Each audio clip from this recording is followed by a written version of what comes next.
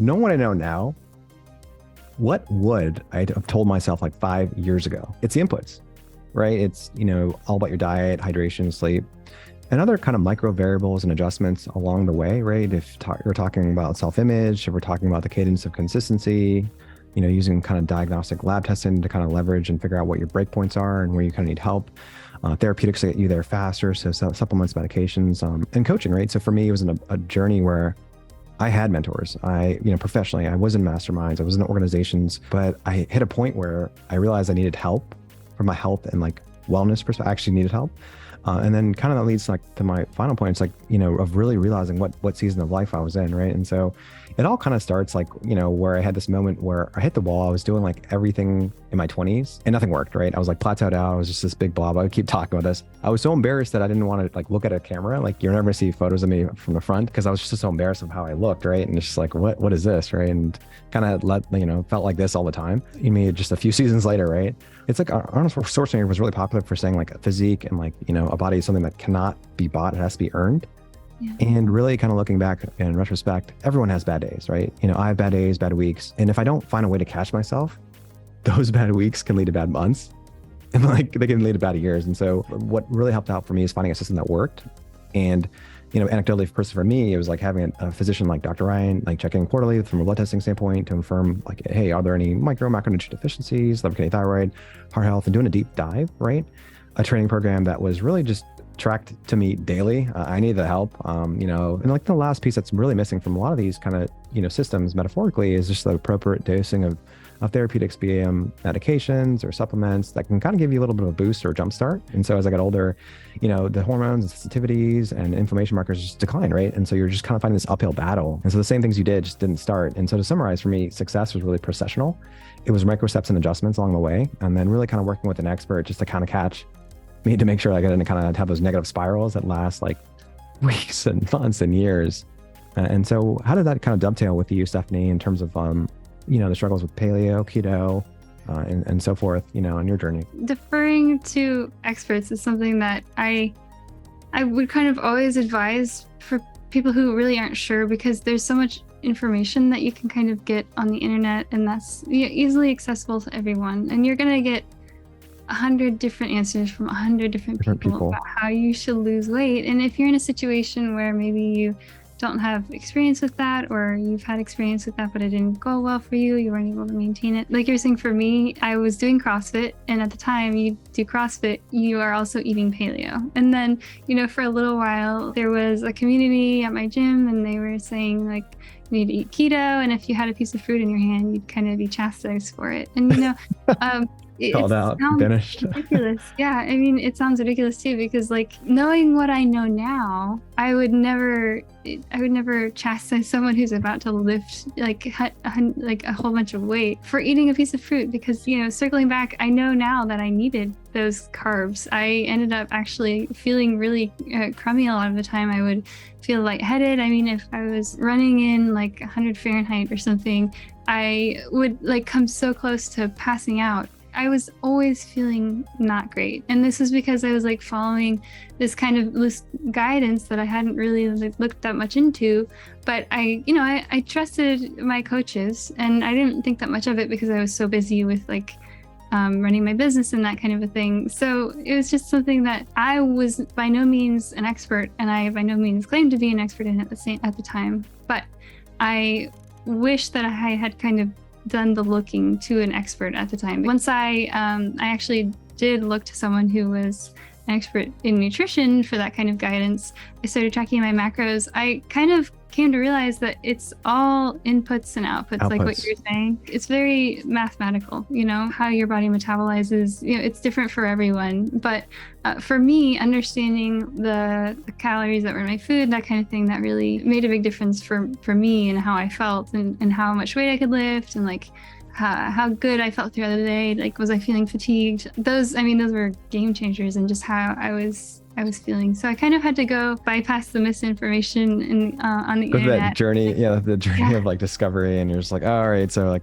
I shouldn't be eating this, or I should eat all meat diet right now. It's like, you mentioned that like you hit the wall metaphorically, you hit your plateau, like passing out when you're running. There was a specific workout where I like I never stopped. I always went through and I finished, and it would be like, but I had to sit down because I was really lightheaded, dizzy, you know, seeing stars and all of that. That specific instance kind of drove me to realize like I wasn't getting the nutrition that I needed. And at that time, I probably like would have been more inclined to double down on keto and think like, oh, maybe I'm not performing well because I accidentally ate too many carbs. It was backwards, you know, just because of the information I was being given by people who were not experts. You know, like anyone can become a CrossFit coach really, but ultimately, like when I tracked my macros and I followed a plan, I realized that how much of what I was eating that was paleo or keto, that it was easy to just like over consume calories when it comes to things like sauteing food in olive oil or avocado oil, coconut oil. Like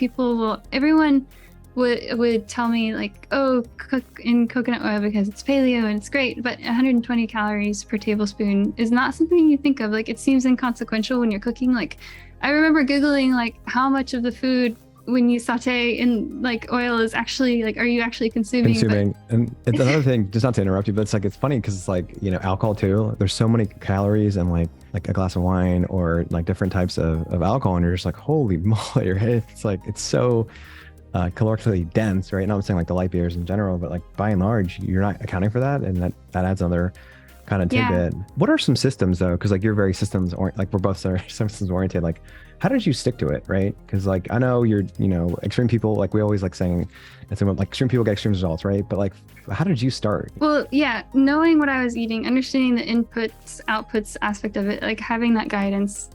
If I could start over, I would have that guidance from the get-go, and I would definitely do, at least to some extent, track my macros, because that was really what drove home an understanding of what was in my food. For me, a big part of it, beyond like not just feeling terrible, was eating things that tasted good, because I'm kind flavor. of So big and so underrated. But for me, it's like it's important because I have these things because I feel differently if I don't eat well. I realize that I have these patterns because like when I go into like the Target app on my phone or something, it's going to tell me like, hey, you should order this again because you always buy these same things. And it's always like these frozen vegetables, like frozen proteins. Frozen shrimp, for example, is one that I tend to eat a lot of. If I am short on time, it's easy for me to throw some veggies and some frozen protein into a pan, especially something that cooks really quickly like shrimp, because I mean that can take 5 minutes, and I can throw in some spices. Like I always keep